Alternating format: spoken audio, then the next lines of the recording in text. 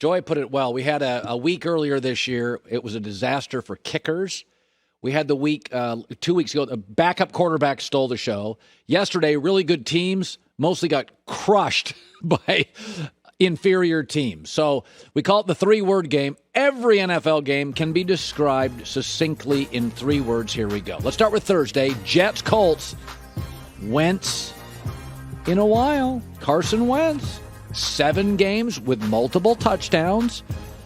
I know he makes some bad, reckless throws, but he has 15 total TDs and 2 picks over his last 6 games.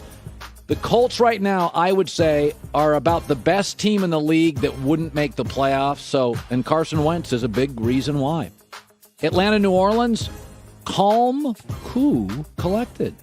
Younghoe Koo, 29-yard winning field goal. Time expired.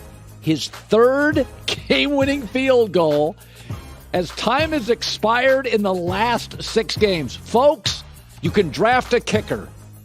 I don't want to hear that. You don't think kickers matter? Look at Atlanta. 4-2 in their last 6 games.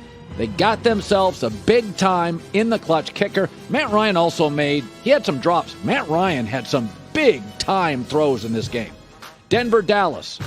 Dak looked whack. 2nd worst completion rate. Dak had less than 100 yards passing with under 10 minutes left. Now remember, and we're going to see this with Aaron Rodgers next week, he didn't practice for a full week. He was off. He's got a calf injury. They were getting pressure on him. They had season low in points and total yards. That's probably the worst I've seen Dak. Something wasn't right. My guess is he didn't practice at full speed this week. That's it. Patriots, Panthers. Take your pick. Sam Darnold now 0 for 4 against New England, 1 touchdown, 9 interceptions. Panthers have scored 1 TD in their last 3 games. Darnold, 26.3 passer rating. He is not an effortless thrower. He makes the difficult look impossible and the easy look difficult. And Belichick has, no shock, his number. Vikings, Ravens. Another Minnesota meltdown. 7 of the 8 games this year for Minnesota have ended on 1 possession. I'm going to read this. 5 of the Vikings' 8 games have ended on the final play. Now that's to a point where that's not random. That's a quarterback who shrinks. Vikings blew a 14-point lead. I'm not giving them a pass on that. Cleveland, Cincinnati, Mayfield of dreams. Baker Mayfield now 6-1 against the Bengals. Browns won the turnover battle 3-0. Baker only completes 14 passes, but his passer rating of 136.2, that's a season high. This was a big over-the-top play to Donovan Peoples-Jones. So in the end, these divisional games, these carve out your season. These are more important. They can be used as tiebreakers.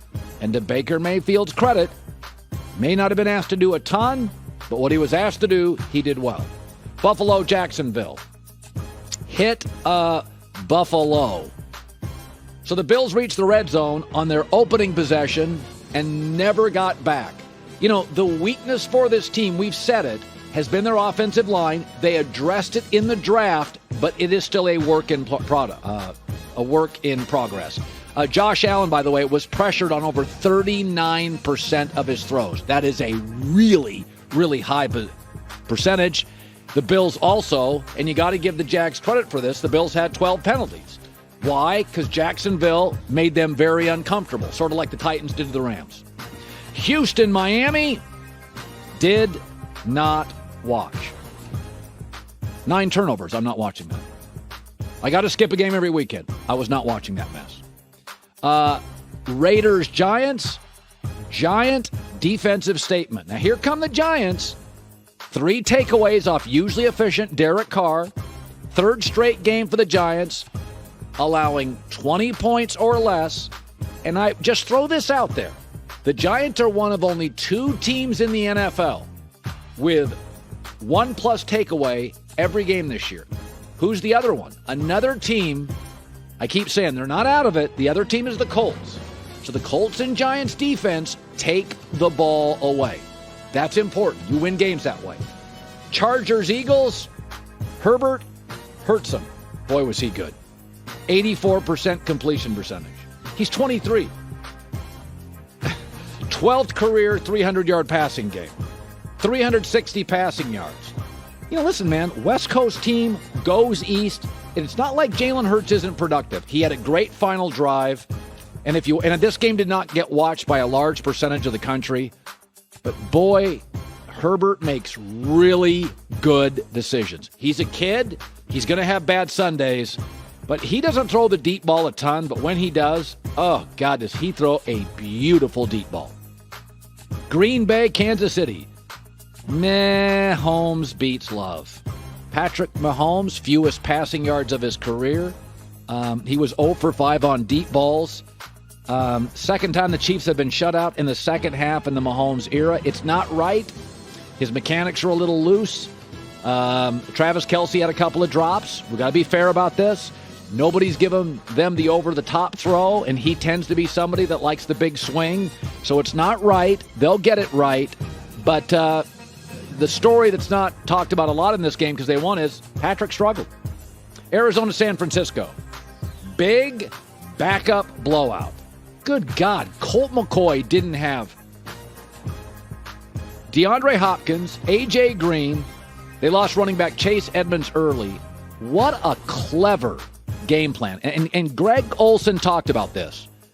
The Case Keenum, the Colt McCoy, those guys are valuable. They don't need all the reps. You can insert them in week 8, insert them in week 14, and get a reasonable performance. And what I liked about Arizona here was a lot of their game calling. Their play calling was very creative. Why? Because Colt McCoy's been around the league. His dad was a coach. You don't have to worry about him pre-snap. This kid's seen everything. He may not be a franchise guy, but it was a very aggressive afternoon of play calling by Arizona because they got a Case Keenum. They got a Colt McCoy. They got somebody that's been around the league a lot. That's why Nick Foles keeps getting a job. Tennessee, L.A., Titanic. Tennessee win. 5-game winning streak since losing to the Jets. Their last 4 wins have all come as an underdog. This is a real key. They are 6-0 this year against teams that made the playoffs last year.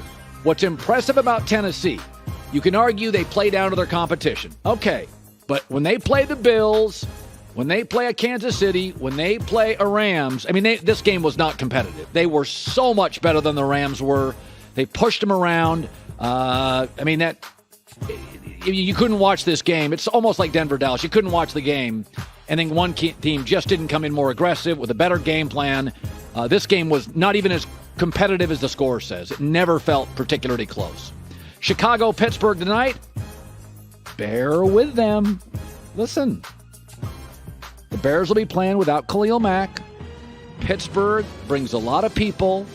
Justin Fields is really young, and they're going to bring a lot of people. I think I like Pittsburgh to win and cover tonight. Their offense with Najee Harris is slowly getting better. Bear with them. It's going to take a while.